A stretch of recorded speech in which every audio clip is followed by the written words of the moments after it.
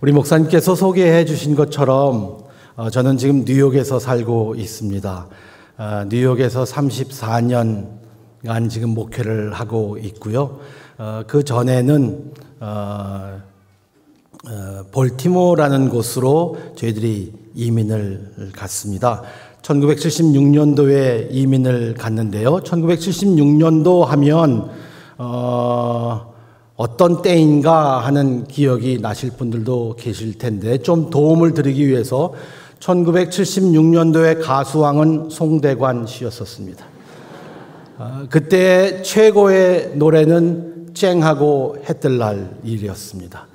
그 해 1976년 쨍하고 해뜰 날이 가장 유행했던 그 해에 미국으로 갔는데, 제가 미국으로 갈 때에는 노랑머리에 푸른 초원이 있는 곳으로 가는 걸로 생각을 했었는데, 딱 가보니까 볼티모어라는 곳에 이 영어 표현으로 하면 inner city인데요. 그 중심지, 도시 중심지죠.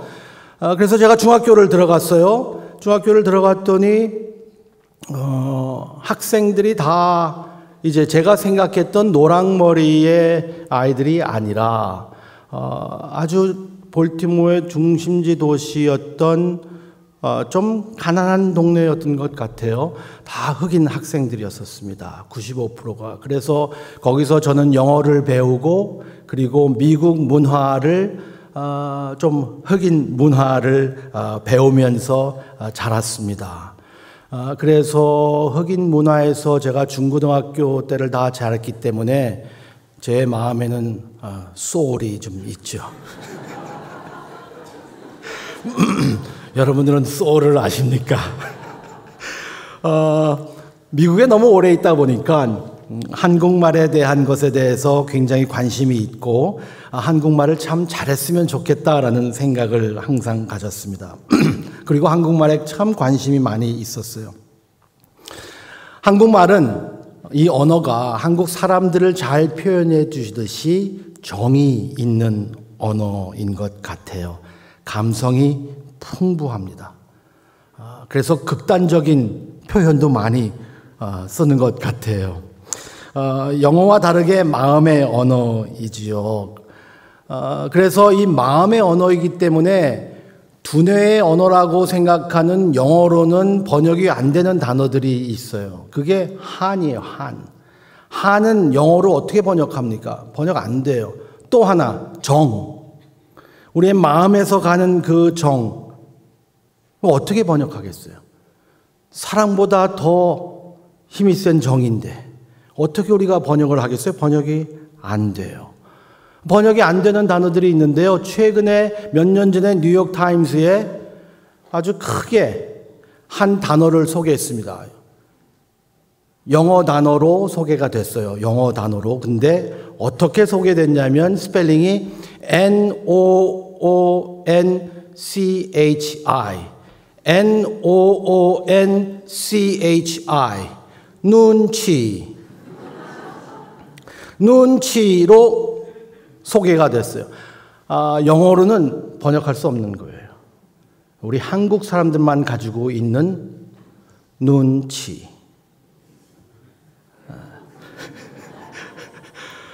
저도 이제 이 교회 와서 처음 설교하니까 눈치를 많이 보고 있어요, 지금. 한국말에 감정을 담는 표현들이 많이 나오잖아요. 그래서 제가 이미 말씀드린 대로 극단적인 단어를 사용한다고 했는데, 그 말 중에 대표적인 것이 죽겠다라는 말입니다. 한국말에는 죽겠다라는 말이 좋을 때도 죽겠고, 나쁠 때도 죽겠고, 슬플 때도 죽겠고, 기쁠 때도 죽겠다고 말합니다. 좋은 것을 보면 죽여주네. 혼날 게 있으면 너 죽여준다. 배고파 죽겠다. 보고 싶어 죽겠다. 맛있어 죽겠다. 좋아 죽겠다. 아파서 죽겠다. 오늘 성경에서도 똑같이 아파서 죽겠다라는 표현이 나오는 단어가 있습니다. 그 단어가 성경에서는 탄식이라는 단어로 쓰여졌습니다. 영어로는 이 단어가 groaning이라는 단어, 아주 감정이 풍부한 단어입니다. 그래서 영어 성경에서는 이 탄식이라는 단어를 설명하는 것과 같이 번역이 되어 있어요. 이 groaning이라는 것이요.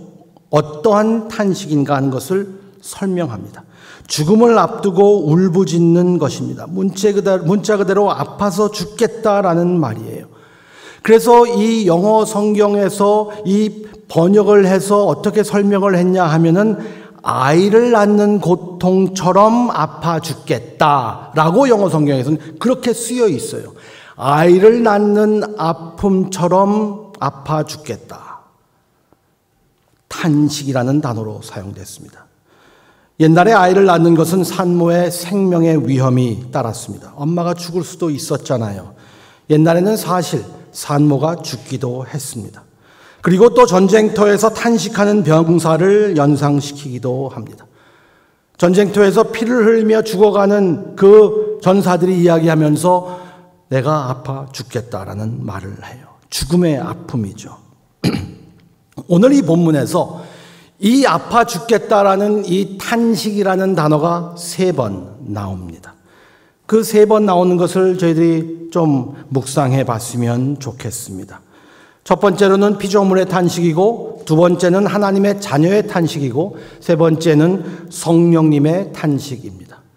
이 세상의 피조물의 탄식, 하나님의 사람들의 탄식, 성령님의 탄식. 제일 처음에 저희들이 피조물의 탄식을 좀 보면요. 사도 바울은 피조물의 과거, 미래, 그리고 현재 상태에 대해서 탄식이 있다라고 설명하고 있어요. 20절에 보니까 피조물이 허무한데 굴복됐다라고 이야기합니다. 이 피조물, 세상, 이 창조된 세상이요. 세상이 굴복됐다. 어떻게 해요? 인간의 이기심으로 인해서 이 세상이 망가져가고 있다. 세상의 창조의 세계가 인간의 욕심으로 인하여서 굴복됐다라고 이야기합니다. 그리고 그 상황을 사도 바울은 허무함으로 설명합니다. 이 세상이 다 허무하게 되는 것이라는 것이죠. 그래서 이렇게 끝나버리면 너무 허무할 것이다. 그렇지만 그렇게 끝나지 않고 해방의 날이 올 것이다 라고 성경은 보여주고 있거든요. 피조물의 허무한 것이 영원하지 않을 것이고, 그리고 새로운 시작이 분명히 있을 것입니다. 그 표현을 사도 바울은 이 단어로 성경은 설명했습니다. 자유. 굴복되었는데 자유할 것이다. 하나님의 피조물이 종노릇하는 것에서 자유를 얻게 된다는 말씀입니다. 자유. 자유가 무엇일까요? 우리가 하고 싶은 대로 다 할 수 있는 것이 자유일까요? 우리가 하고 싶은 대로 다 하는 것이 자유가 아니라는 것은 우리들이 다 알고 있는 겁니다. 물속에 있는 물고기가 하늘에 나르는 새를 바라보면서, 그리고 땅에 기어다니는 짐승들을 보면서 나도 저기로 나가서 내 마음대로 좀 다녀보고 싶다. 그래서 물에서 퉁 튀어나온다면 그때 비로소 그 물고기는 자유를 얻는 것일까요? 그때 비로소 물고기는 죽는 겁니다. 물고기는 물 안에 있을 때에 자유를 누리는 것이에요. 하나님은 이 세상을 하나님 안에 있기로 창조해 주셨습니다. 그런데 그 바깥으로 나갈 때에 우리의 진정한 자유가 없어지는 겁니다. 진정한 자유는 뭐냐면, 제 생각하기에 진정한 자유는 원 위치로 돌아가는 겁니다. 그 자리에 있어야 할 사람이 있는 것, 그래서 제자리로 돌아가는 것. 시인과 촌장이라는 가수, 노래하시는 분들이 아주 유명한 노래를 옛날에 부른 적이 있었습니다. 풍경이라는 노래입니다. 저는 그 노래를 참 좋아합니다. 그 풍경이라는 가사 중에서 이런 가사가 있어요. 이 세상에서 가장 아름다운 풍경은 모든 것이 제자리로 돌아가는 것. 그게 가장 아름다운 풍경이에요. 하나님이 만들어 놓으신 것이 인간의 이기심과 욕심으로 인하여서 내가 잘되기 위하여서 파괴된 이 세상이 다시 제자리로 돌아간다. 안전과 기쁨이 자리를 잡을 것이다. 이것에 대해서 성경은 자세하게 설명을 하고 있지는 않습니다. 그리고 설명할 수도 없을 것입니다. 하지만 이렇게는 이야기하고 있어요. 지금 현재의 고난이 미래의 고통과 상상할 수 없을 정도, 미래의 영광과 상상할 수 없을 정도로 그 영광이 클 것이다. 영화롭게 될 것이다. 파도가 더 이상 우리를 삼키지 않을 것이며 지진 같은 자연 피해가 없을 것이다. 이 세상이 너무나 힘들게 살고 있는 우리들이 같이 있는 이 세상이 탄식하고 있다. 피조물이 탄식하고 있다는 거예요. 피조물도 울고 있어요. 그것을 들어주신다. 하나님께서 그 탄식을 들어주시는 분이다라고 이야기하고 있죠. 하나님께서는 저 멀리서 아이고 저렇게 살고 있네, 저렇게 망가져가고 있네 하시는 것이 아니라 이 세상에 피조물이 울고 있어요. 그럴 때 하나님께서 그 탄식을 들어주신다라고 이야기합니다. 그래서 새로운 세상을 주신다. 기독교의 약속은 리모델링이 아닙니다. resurrection, 부활입니다. 다시 말씀드려서 복음의 약속은 새로 고침이 아니라 새로 창조입니다. 이 세상에서는 우리가 새로 고쳐보려고 무던히 노력을 하지만 지금 울고 있고 망가져가고 있고 허무하고 굴복되어 있는 이 세상이, 그로 인하여서 피해를 당하고 있는 우리도 그 모든 소리가 탄식으로 들릴 때 하나님께서 고쳐주시는 것이 아니라 새로 태어나게 새로운 세상을 주실 것이다 라고 약속하는 거예요. 그래서 탄식에서 기쁨을 대조합니다. 22절에 이 뜻을 직역해 놨는데요. 한글 성경은 제가 이미 말씀드린 대로 1세기 성경을 읽는 사람들은 이 단어가 무엇을 의미하는지 다 알고 있었을 겁니다.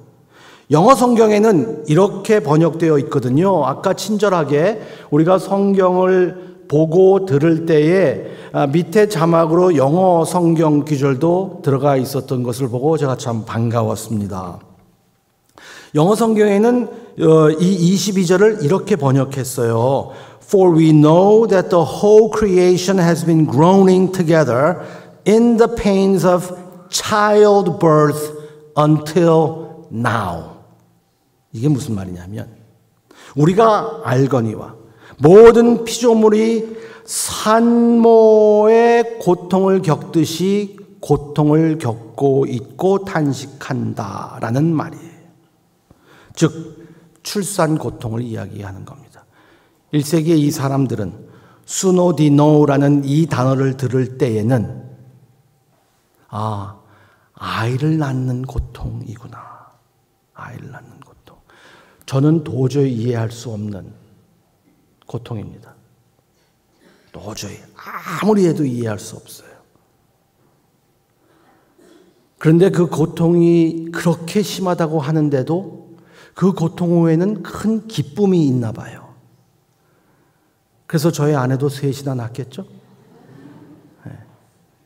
그 고통 후에는 기쁨이 있다. 그걸 대조하는 거예요. 지금 이 세상에 고통이 있지만 출산의 고통처럼 출산의 기쁨이 있을 것이고 새 생명이 태어날 것이다. 바다에 물이 넘치듯이 세상은 하나님의 영광으로 가득 찰 것이다.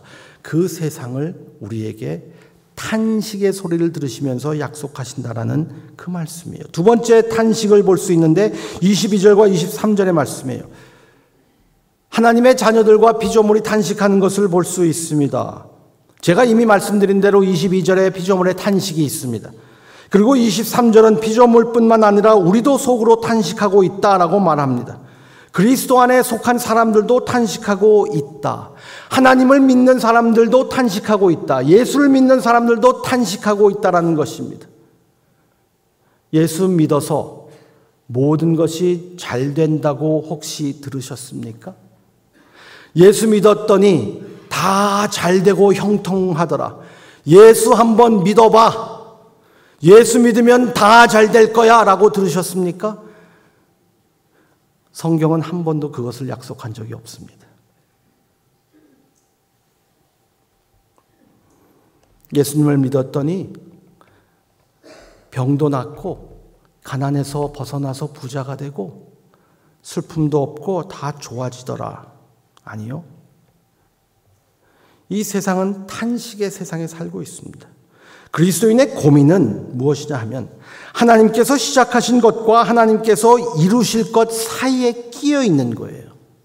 하나님께서는 이 세상을 만드시고 아름답게 만드셨는데 우리의 욕심과 이기심으로 인해서 망가져 버렸어요. 그런데 하나님께서 나중에 장차 올 세상은 우리가 비교할 수 없을 만큼 큰 영광을 주실 것이다라는 그 소망을 가지고 바라보고 있는데 지금 그 중간 시대에 우리가 끼어 살고 있거든요.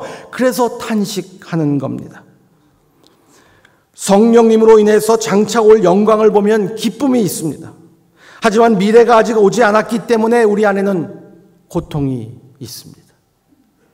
예수 믿는 사람들은 참 희한한 긴장감에 살고 있는데요. 그게 뭐냐면 예수 믿는 사람들은 가장 비관적인 동시에 가장 낙천적입니다. 왜 가장 비관적일 수밖에 없을까? 세상은 죄로 인하여서 망가졌기 때문에 그냥 내버려두면 아무 소망이 없어요. 죄를 알기 때문에, 우리의 욕심을 알기 때문에, 우리가 얼마나 욕심이 있는 줄 알기 때문에 비관적이에요. 동시에 하나님께서 장차 우리에게 약속하신 것이 있기 때문에 낙관적이고 낙천적일 수 있어요. 그래서 그 긴장감 사이에 우리가 살고 있습니다. 애매한 긴장감이에요. 슬픈데 완전히 슬프지는 않고 기쁜데 완전히 기쁘지는 않아요. 슬프면서 기쁘고 세상이 망가졌는데 아름다움도 있어요. 그래서 아프고 슬퍼합니다. 우리 모두가 예수 믿는 사람들 모두 예수님처럼 되기를 원합니다. 그분처럼 완전해지기를 원합니다. 영광의 몸으로 다시 태어나기를 원합니다. 그런데 지금 그렇게 되지 않고 있어요. 아직도 아파요. 몸이 아프고 아침에 일어날 때에 침대에서 보내는 시간이 좀 더 길어지고 있어요. 제가 아침에 눈을 깨면 바딱 일어났을 때가 언제였는가 할 정도로 아침에 이제 눈을 뜨면 다리도 한번 들어줘야 되고 이쪽 다리도 한번 들어줘야 되고 이쪽으로 한번 틀어줘야 되고 저쪽으로 한번 틀어줘야지 침대에서 나올 수 있어요. 영광스러운 몸은 언제 올까? 그리고 우리는 그날을 참고 기다립니다. 소망을 잃지 않을 겁니다. 23절의 말씀을 우리가 붙잡고 있기 때문에 그래도 소망이 있는 것 같아요. 성경 말씀은 우리가 이 중간 시대에 낀 시대에 살고 있는데 어떻게 생각하고 어떻게 살지를 가르쳐주고 있습니다. 현재의 고난과 미래의 영광 사이에 살고 있는 우리가 어떻게 할 수 있을까요? 그것은 기다리는 것입니다. 기다림의 미를 저희들은 잃고 있는지 모르겠어요. 기다림은 아름다운 겁니다. 기다림. 그런데 우리가 기다리지 못할 때가 많이 있습니다. 우리 대한민국 사람들이 조금 급해요. 그래서 무척 효율적이에요. 제가 한국에 와서 놀라는 건 뭐냐면 얼마나 효율적인지 모릅니다. 공항을 갈 때에도 여러분들 미국에 방문하신 적이 있으신 분들은 아실 거예요. 답답해서 미치시겠죠. 답답해 죽겠다. 네, 답답해서 죽어요. 그런데 한국에 오니까 무척 빨라서 좋긴 한데 혹시 거기에 너무 영향을 받아서 기다림의 미를 우리는 잃고 있지는 않는지. 기다림을 이야기할 때에 우리 성경 말씀은 이렇게 이야기하고 있습니다. 23절과 25절을 비교해 보시면요. 23절에 탄식하며 기다리는 것, 즉 열심히 기다리란 말입니다. 탄식하면서 기다리라.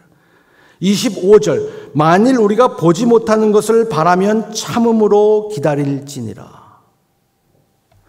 열심히 기다리는 것과 참으면서 기다림의 균형을 잡아라. 이것도 그 애매한 긴장감에 있는 거예요. 열심히 기다려야 돼요. 그런데 참으면서 기다려야 돼요. 그 기다림입니다. 제가 최근에 버스를 타서 이제 같이 가고 있는데 제 바로 옆에 앉으신 여성분이 계셨어요. 다음 정거장에서 내리시려고 저도 벨을 눌렀고 그분도 벨을 누르셨어요.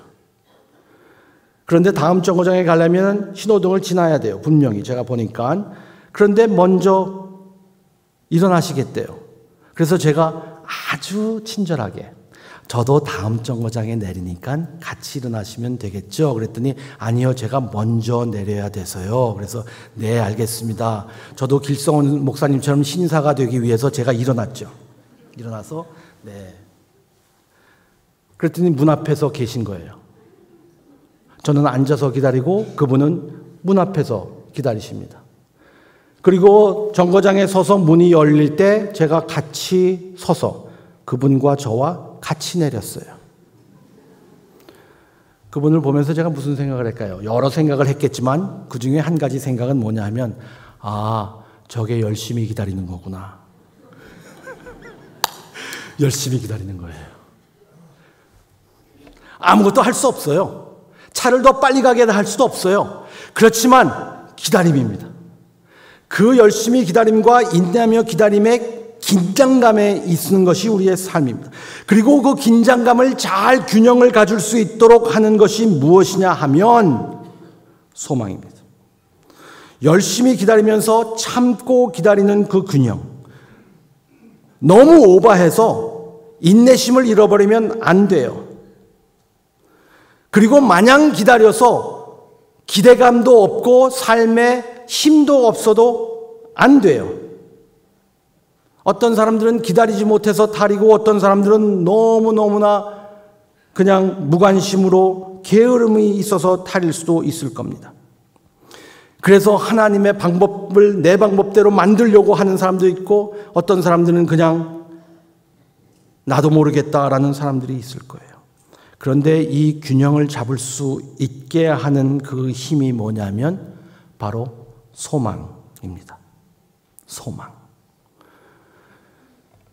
열심히 기다리면서 인내하면서 기다림을 소망이 있을 때 그렇게 할 수 있고 그럴 때 비로소 저희들은 마음속에 그리고 우리 사회에 우리의 관계에 여유가 생기는 겁니다.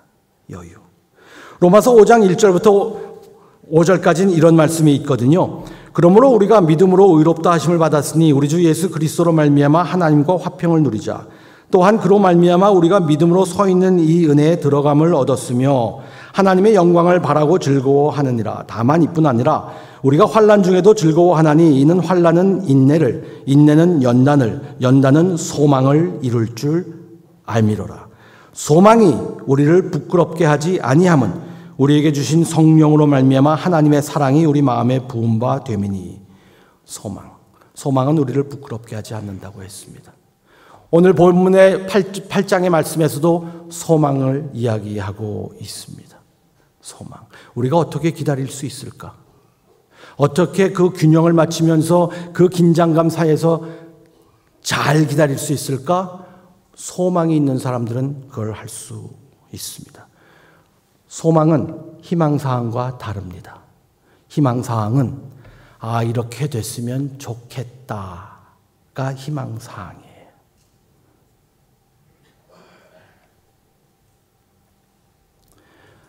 청바지가 잘 어울리는 여자. 김치찌개를 먹어도 고춧가루가 끼지 않는 여자. 그런 노래가 있었다고 하죠. 희망사항입니다. 성경에서는 희망사항이라는 단어를 사용하지 않습니다. 성경은 다 소망이라는 단어를 사용합니다. 영어로는 wish and hope. 소망은 분명히 미래에 있을 것이 확신하는 것을 소망이라고 이야기합니다. 주님은 다시 오십니다. 소망, 확실하기 때문에. 이 세상은 다시 태어나서 완전한 세상으로 올 것입니다. 소망, 확실하기 때문에. 제가 이미 말씀드린 대로 저는 아들이 셋이 있습니다.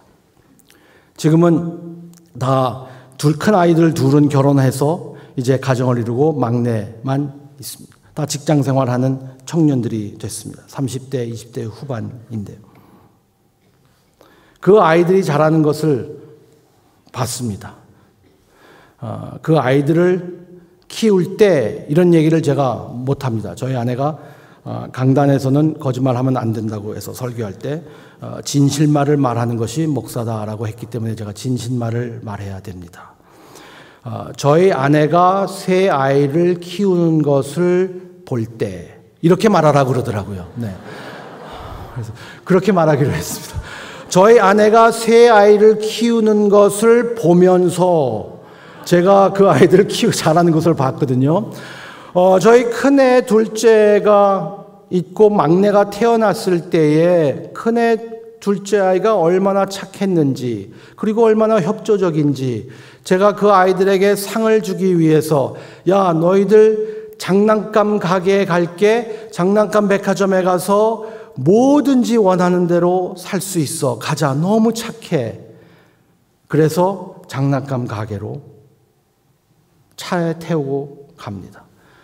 저기 그 장난감 가게의 사인이 크게 보입니다. 이 아이들이 그 장난감 백화점으로 갈 때에 더 즐겁고 잘 지내고 기뻤을까요? 아니면 그 장난감 백화점에서 돌아올 때에 더 기쁘고 즐거웠을까요? 부모님들은 아실 거예요. 갈 때. 왜 그러게요? 소망 때문에. 사람은 소망으로 삽니다. 사람은 소망이 없으면 죽어요. 하나님께서 우리에게 약속하신 것은 희망사항이 아니에요. 하나님께서 우리에게 약속하신 것은 소망입니다. 분명히 가고 있어요. 우리는 한 걸음 더 가고 있어요. 이 마음속에 탄식이 있지만 그래도 우리가 견딜 수 있는 것은 그래도 오늘도 우리가 살아낼 수 있는 이유는 그래도 우리가 내일 또 일어나야지 할 수 있는 이유는 소망 때문에. 그게 예수 믿는 사람들이 가지고 있는 힘입니다. 소망. 그 소망을 어떻게 우리가 확신할 수 있을까요? 성령님의 탄식이 바로 그겁니다. 이 상황에서 우리가 아무것도 할 수 없을 때에 기도하라고 하지만 기도도 안 나올 때가 있어요. 예수 믿는 분들은 이해하실 거예요. 교회 처음 나오시는 분들은 잘 이해하시지 못할지 모르겠지만 우리는 기도하라고 배웠는데 너무 아파서 기도가 안 나올 때 있고 한숨만 쉬어질 때가 있습니다. 제가 아는 어떤 선배 목사님이 너무나 삶이 인생이 목회가 괴로워서 그냥 강대상 뒤에서 새벽마다 기도했다라고 합니다. 이런 내용으로 기도했대요. 아시지요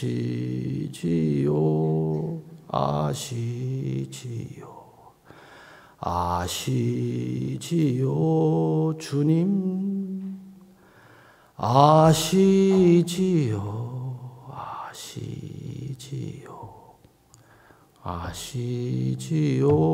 주님. 그리고 시계를 봤더니 3시간이 지났더래요. 아시지요. 아무 말도 못해요. 여러분들도 그런 탄식의 시간들이 있으셨죠? 아무도 몰라. 남편도 모르고 아내도 모르고 자식들은 더더욱 모르고 부모님한테는 말도 할 수 없고 하나님께 나와서 탄식해요. 그 한숨도 기도입니다. 그리고 그 기도를 통해서 성령님께서 일하십니다.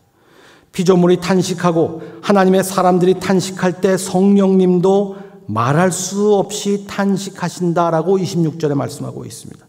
우리를 위해서 친히 간구하시는데 말할 수 없는 탄식이라고 합니다.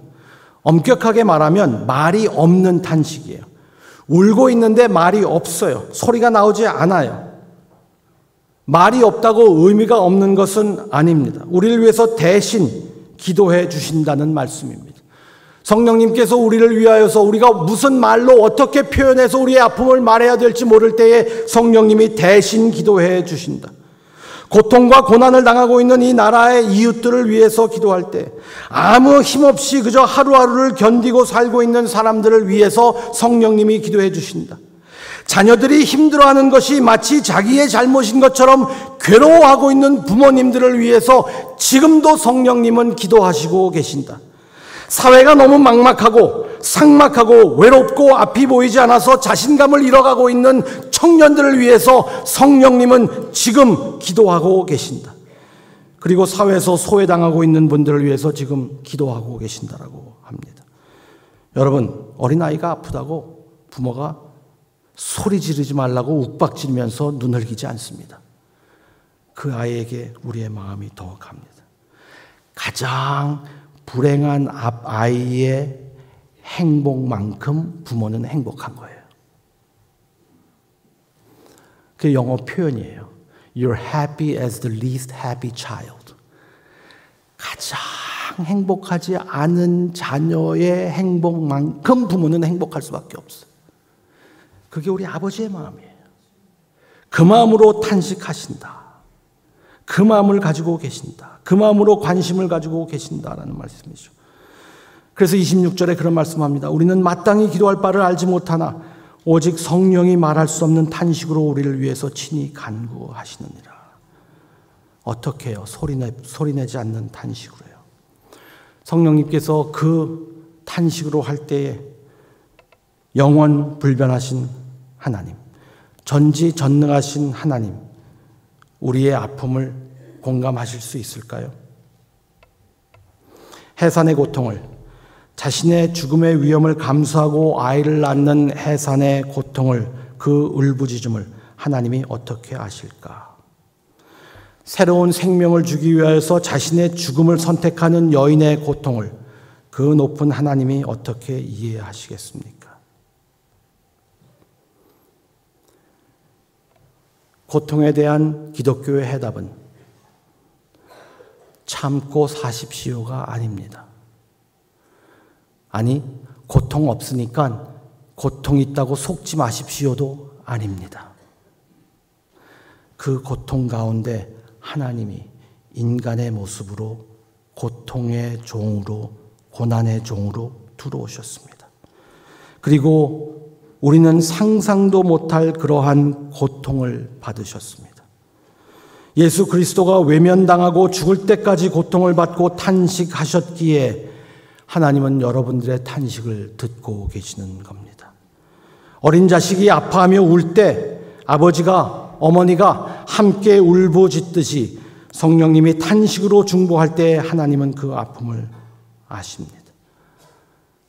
예수 그리스도가 십자가의 그 끝까지의 고통을 견디시면서 성경은 어떻게 견뎠는가 하는 것을 설명합니다. 앞에 있을 기쁨을 바라보며, 즉 소망을 갖고 똑같은 삶을, 똑같은 죽음을, 똑같은 소망으로 우리를 대신하시는 예수 그리스도가 있기 때문에 저희들은 오늘도 살아낼 수 있는 겁니다. 제가 여기서 감히 여러분들에게 예수 믿어보세요, 다 좋아져요, 말 못해요. 그렇지만 예수 믿었더니요, 오늘을 살 수 있는, 견뎌낼 수 있는 기다림, 소망이 생겼습니다. 악이 끝이 나고 여러분이 다시 영광의 모습으로 살 수 있게 하기 위해서 예수님께서는 십자가에서 탄식하며 죽었습니다. 혹시 그 사실이 믿어지세요? 예수님이 나를 위해서 십자가에서 탄식하며 죽었다라는 그 사실이 믿어진 그 순간, 중학교 2학년 때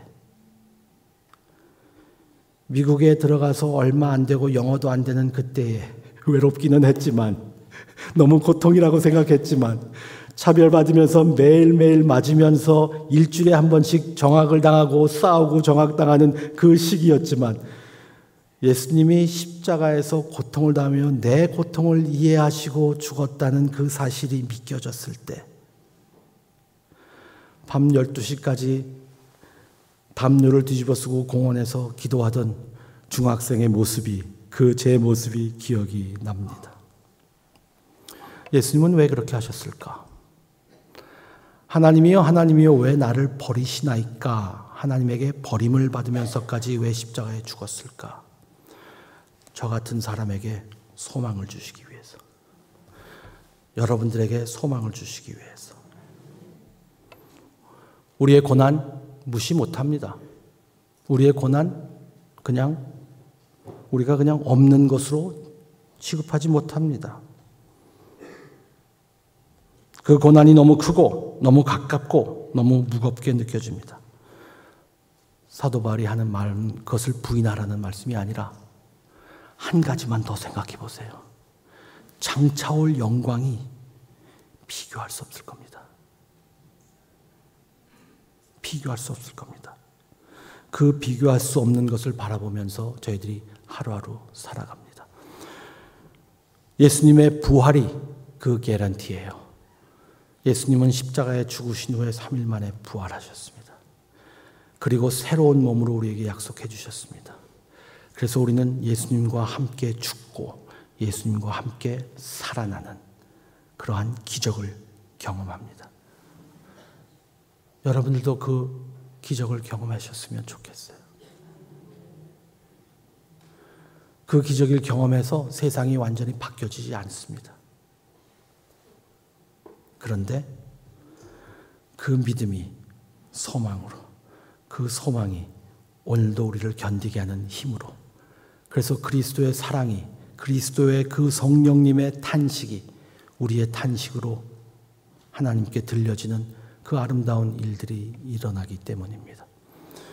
오늘 교회에 처음 오신 분이 계시다면, 아니면 오랫동안 교회를 다녔지만 또 그만큼 오랫동안 교회를 떠나셨던 분이 계셨다면, 그리고 최근에 예수 그리스도를 향한 그 사랑이나 예수 그리스도가 나를 이해할까 하는 그러한 마음이, 나를 받아주실까 하는 그런 마음이 계셨던 분들이 있다면 오늘 주님 앞에 조용히 좀 솔직하게 기도했으면 좋겠습니다. 우리 다 같이 기도했으면 좋겠는데요. 제가 여러분들 대표해서 대신 기도할 테니까 우리의 기도가 한 마음이 됐으면 좋겠습니다.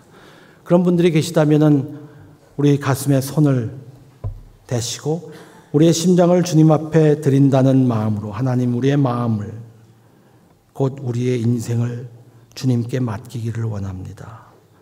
예수님께서 이렇게 나를 사랑하시고 그리고 고통을 받았다면 제가 이 고통을 부인하진 않지만 견딜 수 있고 또 소망을 가질 수 있도록 해주세요 라는 마음으로 함께 기도했으면 좋겠습니다. 하나님, 오늘도 저희들을 이 영광스러운 교회에, 아름다운 예배, 성령님이 충만하신 이 예배를 초청해 주셨는데 분명 저희들의 삶에 아픔이 있습니다. 저희들의 삶에, 저희들의 인생에 어려움이 있습니다. 하지만 하나님, 우리를 아시고 우리를 이해하시고 공감하시고 그래서 대신 탄식해 주시는 성령님의 기도를 하나님 오늘도 들어주시고 저희들이 어떻게 말을 해야 될지, 어떻게 제 마음을 고백해야 될지도 모르는 그러한 상황에 있을 때에도 성령님이 다 아시고 저희를 대신하여 중보하신 것을 믿고 기도합니다. 예수님께 저희들의 삶을 맡겨드리고 주님께서 저희들을 인도하실 것을 또한 믿을 수 있도록 하여 주시고 또 소망 가질 수 있도록 하나님 꼭 도와주세요. 예수님의 이름으로 기도드립니다. 아멘.